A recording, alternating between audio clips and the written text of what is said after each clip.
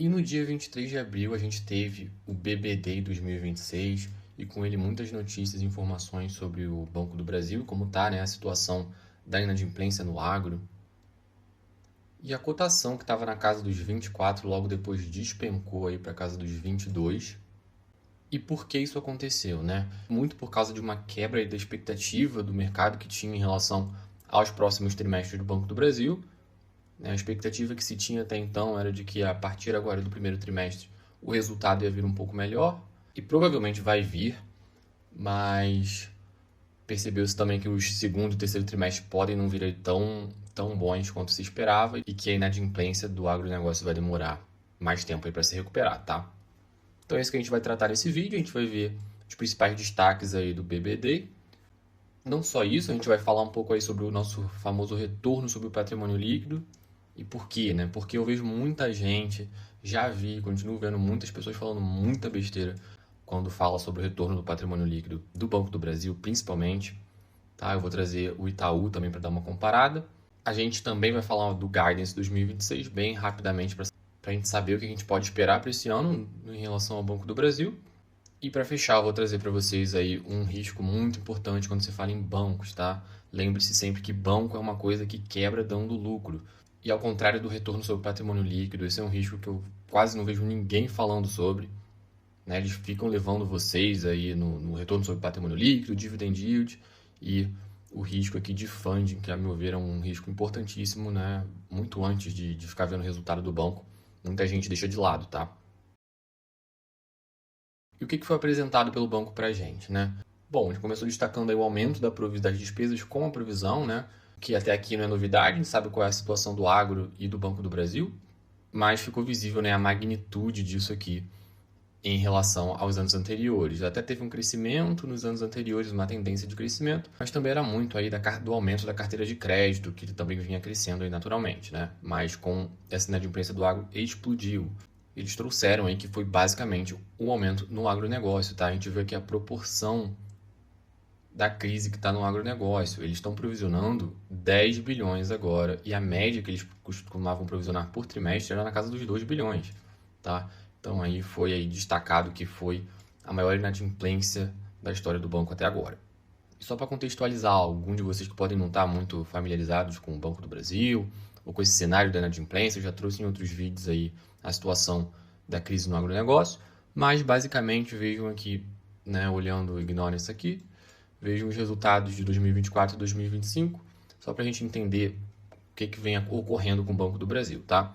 Vejam que despesas administrativas está estável, receita de prestação de serviços ficou estável de um ano para o outro, e a margem financeira bruta, né? O que a gente chama de margem financeira bruta? O banco recebe os juros do dinheiro que ele empresta e, tirando os custos que ele tem, né, para emprestar esses juros, a gente chama de receita de intermediação financeira e despesa de intermediação financeira. Sobra para o banco a margem financeira bruta. Vejam que de um ano para o outro ficou estável, né? Acontece que desse valor que ele espera receber, né, dos rendimentos da carteira de crédito dele, ele tem que provisionar as perdas esperadas, o que ele espera não receber daquele valor que ele emprestou. Então, vejam que quase duplicou, que é isso que a gente está vendo. Isso aqui, esse aumento de 35 bilhões para 61 bilhões em 2025, dessa provisão, né, da perda esperada, foi decorrente dessa parte da carteira de crédito do agronegócio. Vejam que o Banco do Brasil tem uma carteira aí de 1 trilhão e 300 bilhões de reais, mais do agronegócio referente a 406 bilhões, e foi nessa parte da carteira que eles começaram a identificar problemas e ver que, a gente não vai receber muita parte do que a gente emprestou, começaram a provisionar muito mais do que o esperado, estão sendo aí um pouco conservadores, e isso fez com que o lucro líquido despencasse, e é nessa situação do Banco do Brasil que a gente se encontra. E mais detalhes eles trouxeram para a gente aí no BBD. Eles trouxeram para a gente muito do que eles vêm fazendo para, né, resolver esse problema e evitar que aconteça novamente, tá? Foi uma crise aí bem pontual, mas também muito do que a gente escutou na apresentação foi em relação ao conglomerado. Eles focaram muito em as empresas do conglomerado, né? As empresas controladas do Banco do Brasil. muito nesse aspecto de Banco do Brasil, Galáxia Banco do Brasil, assim, eles usaram a cartada aí, né, de eu posso estar quebrado, mas meus pais são ricos, foi basicamente isso, e a gente vai passar por isso, a gente vai sobreviver, porque a gente tem empresas do grupo performando bem, a gente vai passar essa crise, foi basicamente a mensagem que eles tentaram trazer pra gente, tá? E trouxeram aqui que do lucro líquido, grande parte, né, desse lucro que eles vêm apresentando também vem de empresas do conglomerado. E uma delas, caso vocês não saibam, é a BB Seguridade. Muita gente pode achar que, pela BB Seguridade ser uma empresa, né, separada, listada separadamente na bolsa também, que ela pode não ter nada a ver com o Banco do Brasil, mas se engana, tá, pessoal? Se vocês investem no Banco do Brasil e acham que vocês não estão investindo em seguros, ó, 67% da BB Seguridade quase, 66%, né? É do Banco do Brasil. 67% do lucro da BB Seguridade vai para o Banco do Brasil, tá? Então, também um alerta aí para você que acha que está diversificando ao ter BB Seguridade e Banco do Brasil na sua carteira, você não está diversificando porque, basicamente, o controlador da BB Seguridade é o Banco do Brasil, tá? E na apresentação muito foi falado sobre isso, não só sobre a BB Seguridade, mas sobre e outras empresas desse conglomerado, tá? Tem também a Alelo, Livelo, tem todas essas plataformas que eles utilizam, foi falado lá nessa apresentação, para focar mesmo aí de que é um conglomerado em si, tá? Mas continuando para onde está o problema, né? Na casa do agro, eles mostraram aqui a pontualização. O que que é isso? A porcentagem dos clientes deles que estavam pagando em dia, né? E viu aqui que a desgraça começou a partir de 2023, que em 2025 foi piorando, 92% deles estavam pagando em dia, e eles trouxeram aqui a previsão para 2026, basicamente para mostrar, olha, o pior já passou, mas ainda vai demorar mais um tempo para a gente se recuperar. E além disso, outro ponto que eles trouxeram para a gente foi em relação às garantias, tá? Eles aumentaram para as novas safras agora de 25, 26, né? O percentual que eles tinham de valores com garantia. Então, por exemplo, aqui na garantia com imóvel, né? Passou de 31% para 69%. Então, eles estão fazendo os novos empréstimos para os produtores rurais, mas estão aí exigindo, né, uma garantia maior. E no caso aqui, em relação ao imóvel, alienação fiduciária, e por aí vai, tá? Para evitar que uma situação como essa se repita no futuro. Não que eles não tivessem, né, empréstimos aí com garantias, mas eles estão sendo aí mais conservadores, né, e estão se prevenindo um pouco mais, dado a situação atual. E eu falei para vocês que o segundo ou terceiro trimestre podem vir pior, né? Isso não é novidade, tá? Se vocês, quem viu o BBD do ano passado, eles foram bem transparentes nesse quesito, falaram quando o segundo trimestre veio ruim, eles falaram, olha, o terceiro vai vir pior, ou vai vir tão ruim quanto, e o quarto a gente espera uma melhorada, e para 2026 o primeiro, tá? E o que a gente vê aqui? A gente vê o segundo e o terceiro trimestre, não só do ano passado como desse ano também, onde tem o maior fluxo de vencimento do agro. Então é onde se concentra ali as maiores provisões que eles fazem. Já no quarto e no primeiro, tem menos vencimentos aí da carteira do agronegócio, então ficam aí trimestres com resultados melhores, tá? Então isso mostrou aí que esse ano pode continuar aí em linha com o que a gente viu ano passado, e uma recuperação ficaria aí mais para 2027, e o mercado aí já bateu na cotação do Banco do Brasil por causa disso, tá? E para finalizar essa parte, eles trouxeram aí, né, a magnitude do impacto no agronegócio. Para vocês terem uma noção, eles trouxeram dos valores, né, médios que costumavam ser provisionados para o agro, né, que não chegava nem a 1 bilhão, e só em 2025 foi 8 bilhões por trimestre, tá?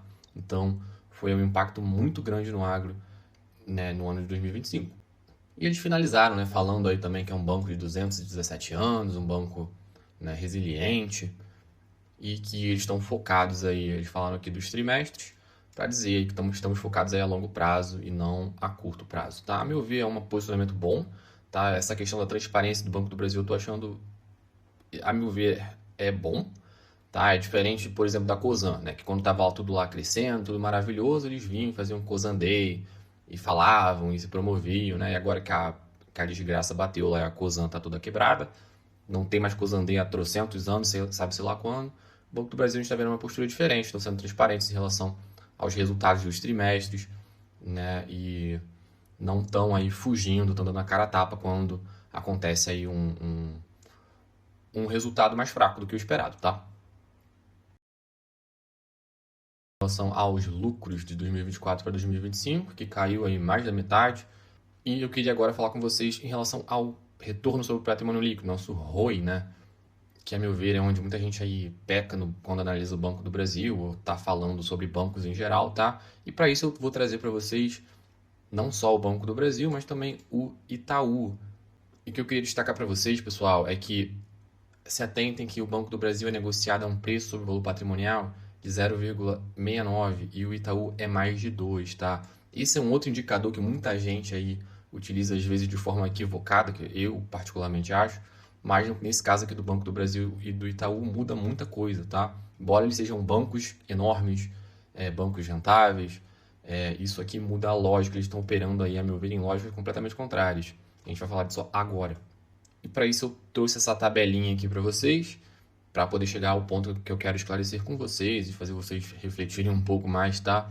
E vejam que eu já trago aqui para vocês o retorno sobre o patrimônio líquido atual. Vejam que o Itaú é mais do que o dobro do retorno do patrimônio líquido do Banco do Brasil.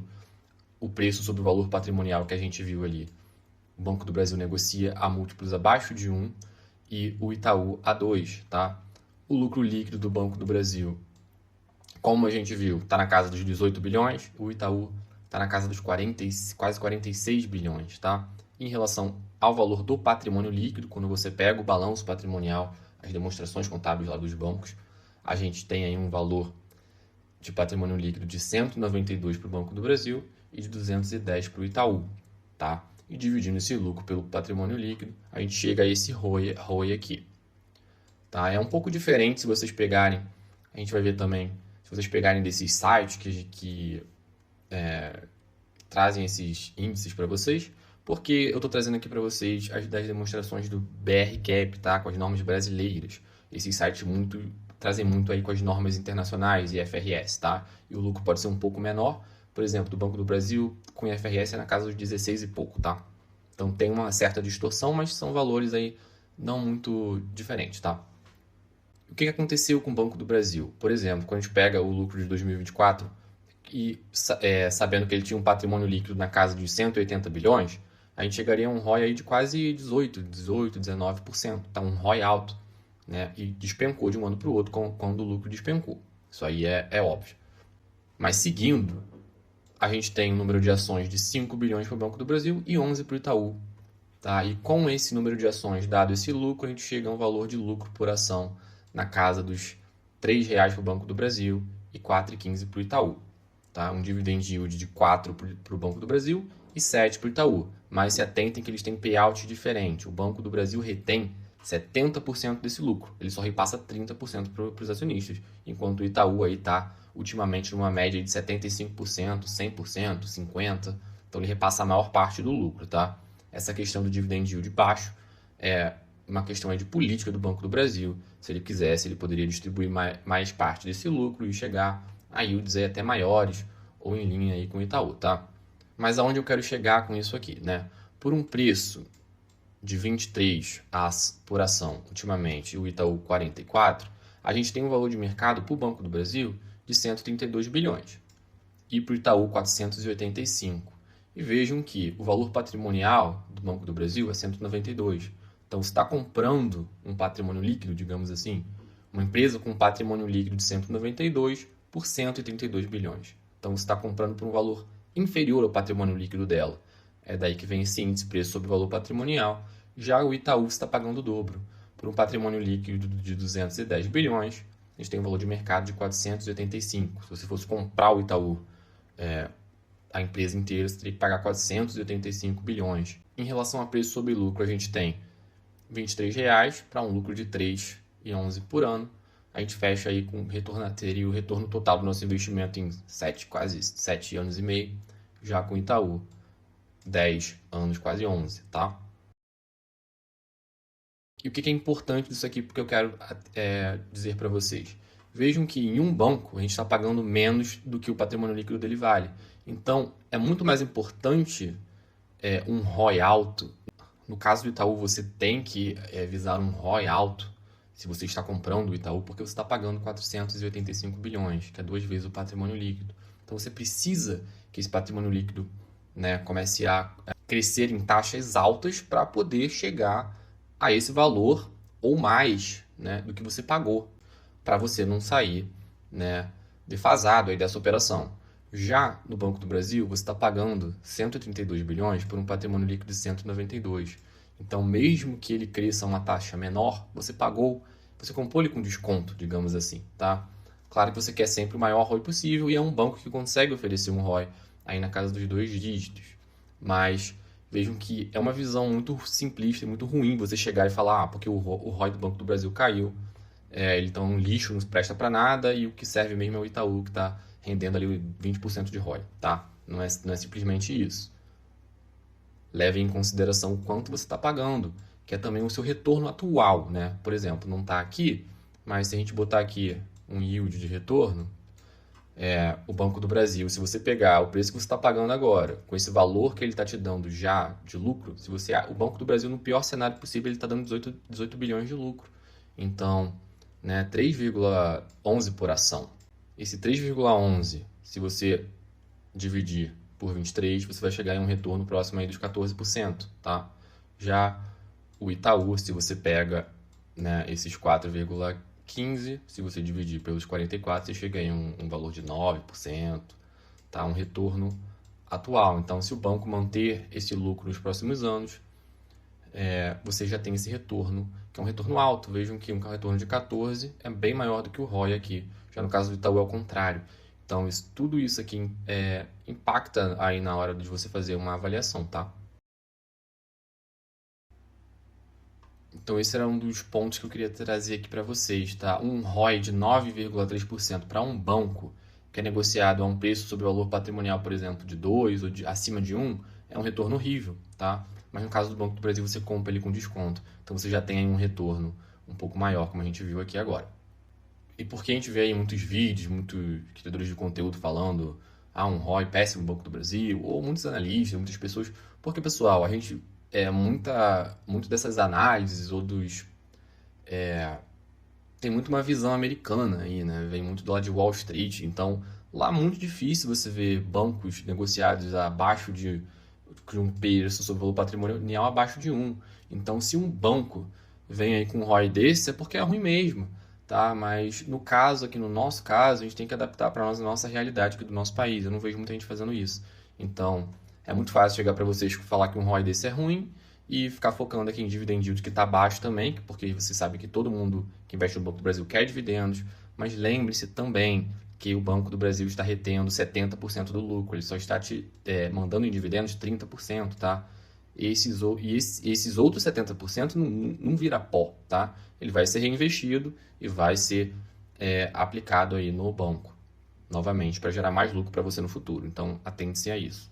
A título de curiosidade, eu trago para vocês o preço sobre o valor patrimonial do Banco do Brasil ao longo dos 10 anos. Vejam que a partir de 2020 já vem abaixo de 1, tá? Então, o mercado tem precificado o risco aí no Banco do Brasil e não está disposto a pagar, né, mais do que o valor patrimonial dele. Já o Itaú, o mercado não só está aí disposto a pagar bem mais do que o valor patrimonial, como mais do que o dobro, né? A gente dificilmente vê o Itaú, nos últimos 10 anos pelo menos não se viu o Itaú ser negociado a preço sobre valores patrimoniais abaixo de 1. Tá? E para o Bradesco provavelmente é a mesma coisa. O Santander às vezes até é negociado um pouco abaixo do valor patrimonial, mas para o Itaú essa qualidade aí é precificada, tá? E aqui eu trago o ROI do Banco do Brasil nos últimos 10 anos para vocês verem que ele é um banco que costuma trazer retornos aí de 2 dígitos e que o impacto no negócio foi bem grande mesmo e pode ser aí uma oportunidade nesse cenário, tá? Eu particularmente considero esse momento uma oportunidade para o Banco do Brasil, para se investir no Banco do Brasil, tá? Lembrando que eu não estou recomendando, né, compra de ativos nenhum aqui.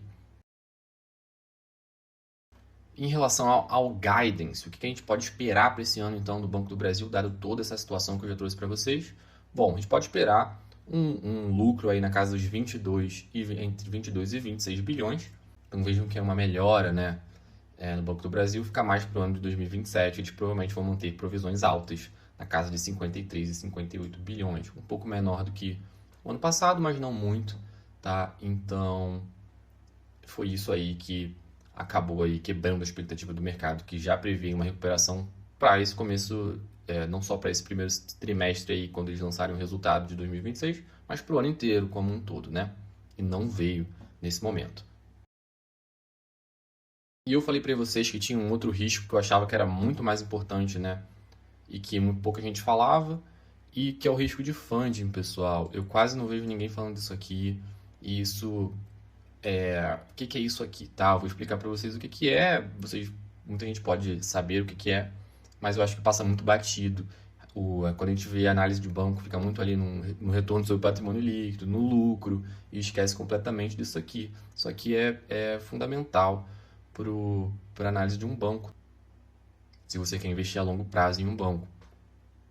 Esses dados aqui são em relação ao Itaú, né? Vídeos mais aprofundados sobre o funding de cada banco fica aí para outros vídeos, mas o que eu queria pontuar aqui para vocês é que o que é isso aqui, né? Para quem não sabe muito o que é isso aqui ou não lembra, funding, a gente está falando aí de onde o banco está captando recurso. Então, se eu sou um banco, por exemplo, né, e eu estou pegando dinheiro de vocês para emprestar para outras pessoas, né, e eu tenho que pagar vocês no mês que vem, eu não posso emprestar para essas pessoas, né, e deixar que elas me paguem daqui a um ano, porque eu vou quebrar, né? Eu posso ter um lucro nessa operação, vou cobrar juros dessas pessoas, né? Então, na minha demonstração de resultado vai estar lá que eu vou ter um lucro, vai estar lá tudo bonitinho. Mas quando vocês esperarem receber o dinheiro de vocês de volta e eu tiver que pagar, o dinheiro está lá emprestado e eu quebro e eu não tenho como, né, devolver esse dinheiro para vocês. É isso que acontece com o banco, é por isso que o banco quebra dando lucro,